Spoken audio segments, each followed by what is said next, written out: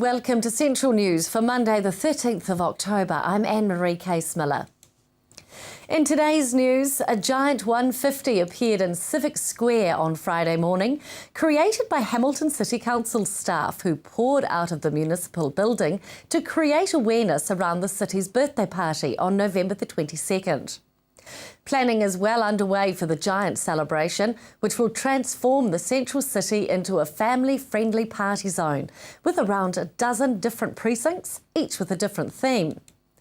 General Manager of Customer Relationships, Jason Dawson, says the community has joined forces to organise the day, and organising partners include Sport Waikato, Volunteering Waikato and Rotary. Other organisations, including the Hamilton Central Business Association and Wintec, are also involved in the day's activities. Fun, fresh and feminine fashion. That's what will be on show at the Pims and Pretty Charity Fashion Show for Animal Rescue and Rehabilitation Centre Wildlife Trust next week. Organised by Betty Monroe and Papamoa woman Jules Bly, the fashion fundraiser is at the Mount Maunganui Mercedes showroom on October the 16th. Bringing fashion and furry friends together, avid animal lover Jules says the purpose of the event is to raise funds for ARRC after she spent days at Holistic Vets with her very sick cat. She says funds raised will go towards operations and the Community Cat Project, which is taking unowned cats off Tauranga streets, as well as ARRC's Children Education Project. A touch of soft sand, a dash of rolling surf breaks and a sprinkle of healthy local competition. That is Bay of Plenty's junior surfers' recipe for success, winning 5 national titles in 6 years. Since 2008, the Bayside has had a stranglehold in the National Scholastic Surfing Championship Shield, and this year was no different, claiming their 3rd consecutive title on the shores of Fitzroy Beach in Taranaki. Team manager Joe Young says with a number of untried surfers making the side this year, it was important not to add added pressure on the side as defending champions, instead opting for a chilled approach to the week. And finally, 8 organisations have signed up to a project to protect the desert road landscape from the adverse effects of 3 invasive legume plants. A memorandum of understanding became fully operative last week. It's been signed by the Department of Conservation, Waikato Regional Council, NZ Defence Force, Horizons Regional Council, Lake Rotaria Forest Trust, NZ Transport Agency, Genesis Energy and Transpower. Peter Russell, the Waikato Regional Council's Biosecurity Operations Manager, says they've agreed to continue working collaboratively until at least 2025 to eradicate where possible, or at least significantly reduce the density of this invasive legume. Now for our region's marine forecast. West Coast, Raglan, southwest 15 knots, easing to a variable of 10 knots this morning, sea slight. Southwest swell rising to 2 metres, your high tide is at 4 minutes past 3. East Coast Bay of Plenty, Tuesday variable of 5 knots, northwest 15 knots in the afternoon, mainly fine with a high tide at 26 minutes past 12. Just ahead, bodybuilding, MMA and taekwondo on Central News. Kia ora, welcome back to Central News. The sport of bodybuilding can be a lonely one. A lifestyle choice, it requires time, dedication, discipline and the right nutrition to build muscle and shape the body into a winning one.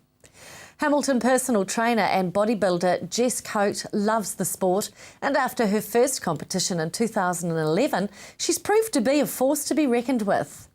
A diminutive powerhouse who's determined to go all the way, she placed 3rd in the Arnold's in America earlier this week and recently won her pro card at the NZIFBB Nationals held in Auckland. She spoke to me before the competition and explained she's always loved health and fitness. So I was brought up playing netball, touch and basketball, and that's what I was doing from the age of about 5. So health and fitness is just, second nature to me.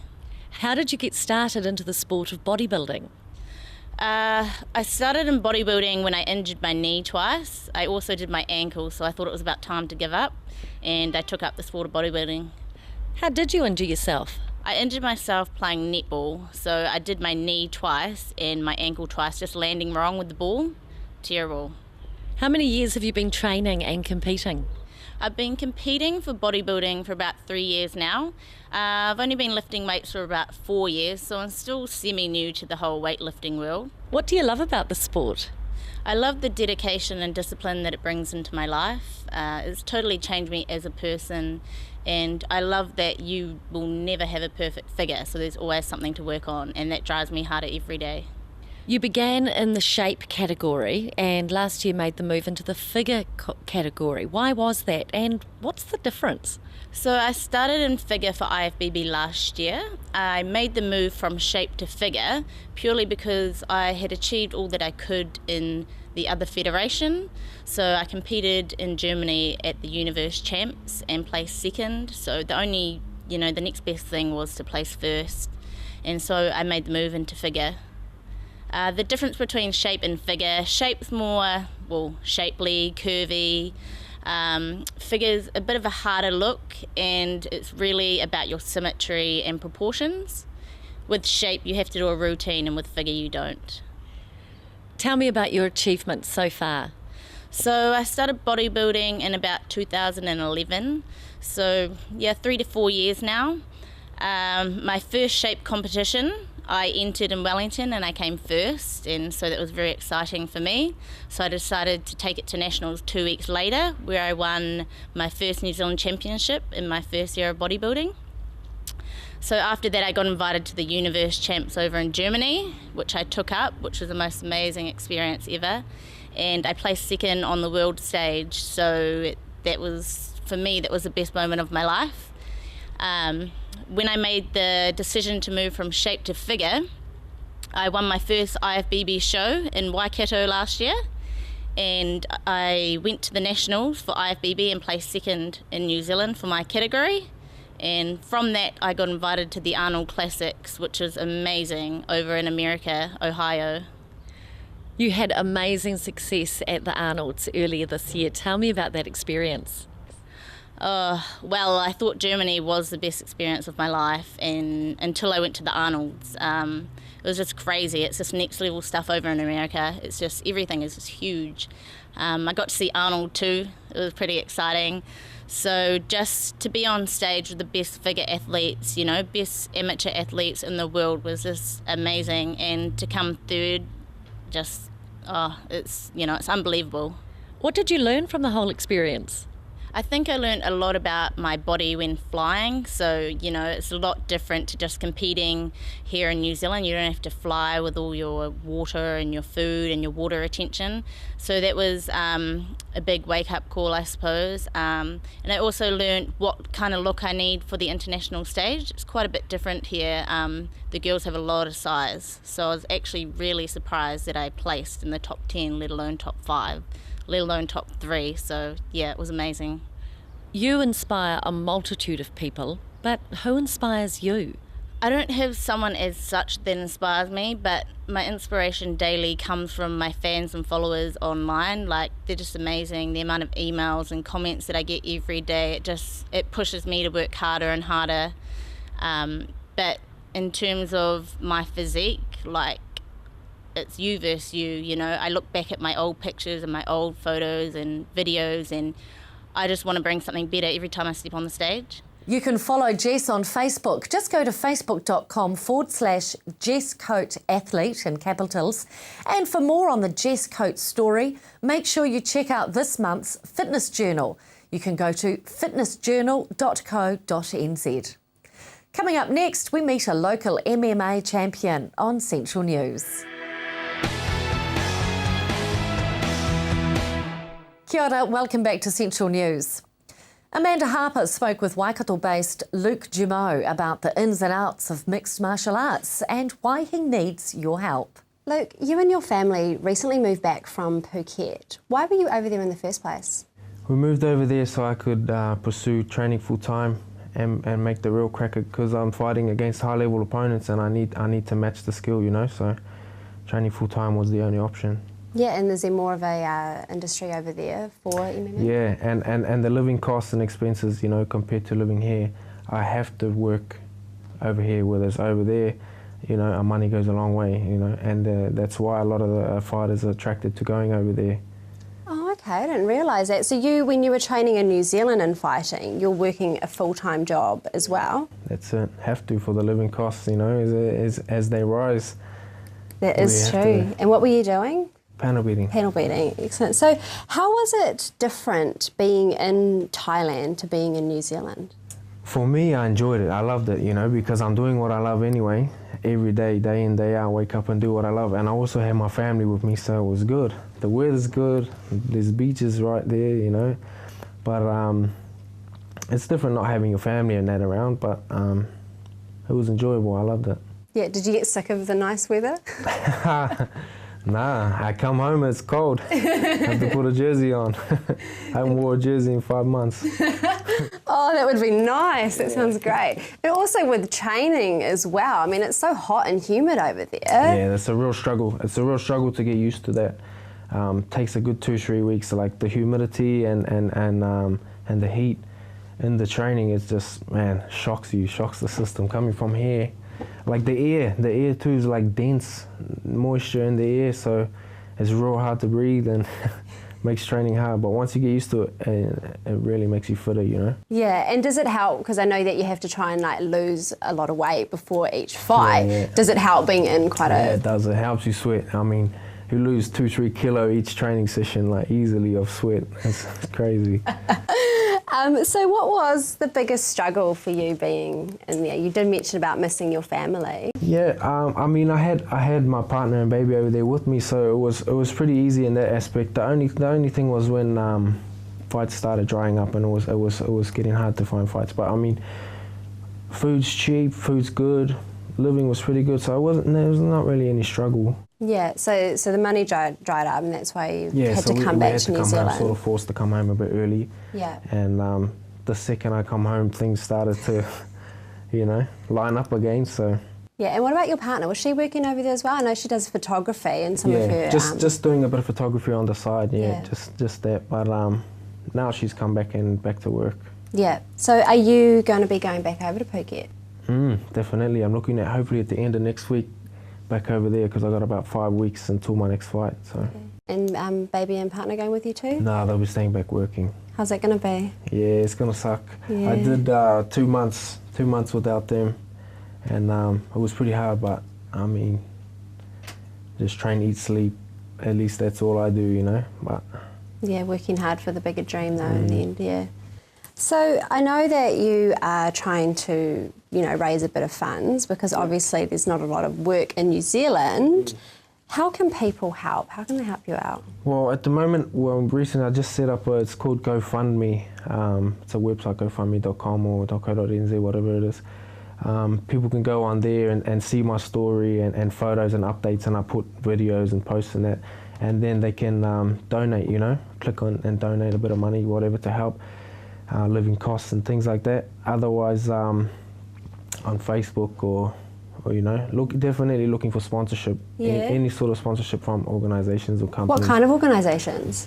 I'm not sure, like what, like protein? Yeah, businesses? I mean, is it? that sort of things help. But it really, it's kind of going to have to benefit them too, you know. Yeah. So like what I can sort of offer is fight shorts, logos, banners in the fights, weekly posts and updates. Because I have a lot of following and things like that on Facebook and Twitter, it's going to help them when I, you know, tag them. Because you'll be representing their brand as well. If they think that it's going to benefit them also, then they can look at something like me, you know, especially come from New Zealand, where some of the fights has like got 1 billion viewers. Yeah. You know, it can help, so. Yeah. So are there any actual professional fighters in New Zealand?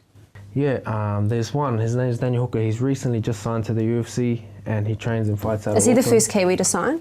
No, Was there someone else already? James before him? Tahuna, I think James Tahuna was, yeah. Oh, okay. So he's the only professional one at the moment, which indicates that there's not much money here in New Zealand. What kind of needs to change? Like, what do you think sort of... Well, for me, it's kind of a different story because I have a partner and a baby, you know. Yeah. If I didn't, it maybe would be a little bit different. I could live a rougher lifestyle, you know, and not have to, you know, have a house and this and that. Yeah. But I've got the family with us. Daniel Hooker, he doesn't, so, you know, that's why he's probably more able to live and train in New Zealand. Yeah. But I think as the sport grows, and say like people like myself, as I get older and then I start teaching, I have the knowledge and the ways, you know, I've been there, done it, so I kind of know. Yeah. So I think once more people like that sort of come around, the New Zealand scene will pick up, especially for the younger people, you know. To find out how to help this young Kiwi achieve his dreams and support his family, make sure you like his Facebook page. You can go to facebook.com/Luke Gimo MMA. Just ahead, Taekwondo on Central News. Kia ora, welcome back to Central News. Back in August, head instructor John Sorden of Calibre Taekwondo from the small town of Waitakaruru in the Hauraki district was fortunate to take along a small team to the ITF World Cup in Jamaica. He and his top performing student, Amy Wood, spoke with Amanda about this trip of a lifetime. Amy, how did you and the team do this year at the ITF World Cup? Well, Mr. Sorden, my instructor, he got a silver in patterns, a gold in specialty. The other black belt, Mrs. Aldge, she got a bronze in patterns, a gold in specialty. Myself, I got a silver in patterns, a gold in specialty, and Cody, he was undefeated in sparring, but he got a rib injury, and he made it to the quarterfinals in patterns. Wow, that sounds pretty successful. Now, John, is this the biggest competition in full Taekwondo? No, it's the second. So if you could compare like a Commonwealth Games setup to an Olympic setup, so this is like the Commonwealth Games of Taekwondo. So there was about 35 countries competing. In the World Championships, there'll be about 65 countries competing. So it was a pretty good international stage, but not the creme de la creme yet. Not yet, anyway. So why do you think that your team did so well? Cody and Amy have only been training for 2 years, which is quite phenomenal for their grade and for their success overseas, but they train very hard and they've got the will to want to be there. So the average student in New Zealand would train between 2 to 4 hours a week. They train between 10 and 15 hours a week. Wow. So if you've got the right instructing and you've got a student that really has the want to go that far, then you match the two together, you get success. And do you think that kids learn quicker than adults do? Can they pick it up quicker? Sometimes. Hey, yeah, it's not a 100% rule, but I would say that children have a fairly they pick things up fairly fast. Sometimes us older adults they take a bit of working. Now tell me about your club. You've got quite a broad age range. How old's the youngest? 3 years old. 3 years old. Yeah, we've got 2 3-year-old students. Yeah, and our oldest, I would say mid-50s. Yep. Yeah. Excellent. Now, at the World Cup, you said there were 35 countries there. How many people from New Zealand actually represented us? 29. 29. From New Zealand, from South Island, Wellington, Palmerston North, our region, and Auckland. Okay, and how many from your club? There were 4 from our club. 4 of us. And there's 115 clubs in the country. Wow. Yeah. Were you the most out of any of your club? No, and our club is only 2 years old, so just to be there was awesome. Yeah. So tell me about the experience, Amy. What was it like? It was really exciting. It was quite like nervous to be there, but yeah, to get over it. And it was really challenging, but it was awesome. Yeah, and have you done much travelling before? No, not really. Only through New Zealand. Yeah, so was this your first time overseas? Yes, besides Australia, but yeah. It doesn't really count sometimes, does it? No. So did you get to meet any actual, people and experience the culture? Yeah, they were really hard to understand, some of them, but you got used to it really quickly, and yeah. Yeah. Now, John, compared with other clubs around the country, What makes yours just that little bit extra special? Well, I think just everyone in the area we've got a big community support behind us. And there are a lot of people that just have a passion for it, and we're lucky enough that those people have been able to, well, they've shown up basically, and then they've got this massive passion for it, and we've got this club of 55 to 60 students training in the Waitaki Hall that want to be there, and they train hard, and there's a lot of students that should be going to the next World Cup in 2 years' time. So we're just in a growth phase for the last 2 years, and everyone's excited. If you're in the Hauraki district and you'd like to give Taekwondo a try, check out the website calibertkd.com. And now for our region's weather. Hamilton, fine with light winds, 19 your high, 7 your low. The rest of the Waikato, same, fine light winds. Paroa, 19 and 9 your low. Matamata, 18 with 8 the low. Te Awamutu, 19 and 7. And Tokoroa, your high, 17 with 6 the overnight low. Tauranga, mostly fine, chance of the odd shower with light winds, 19 the high and 9 the overnight low. Rest of the Bay of Plenty, mainly fine with isolated afternoon and evening showers. Light winds, and Te Puke, you can expect a high of 18 degrees with 9 your overnight low. And that's Central News for today. Make sure you like us on our Facebook page and email us news@tvcentral.co.nz if you'd like to get in touch. Join me again tomorrow night for more stories from around the Bay of Plenty and Waikato. I'm Anne-Marie Case-Miller. Ka kite anō.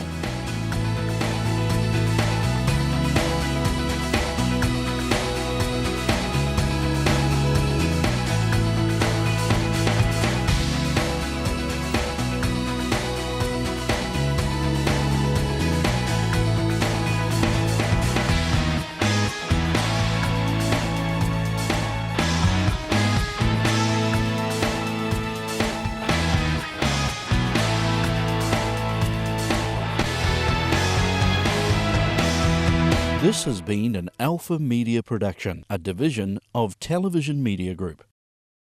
Supporting local content so you can see more of New Zealand on air.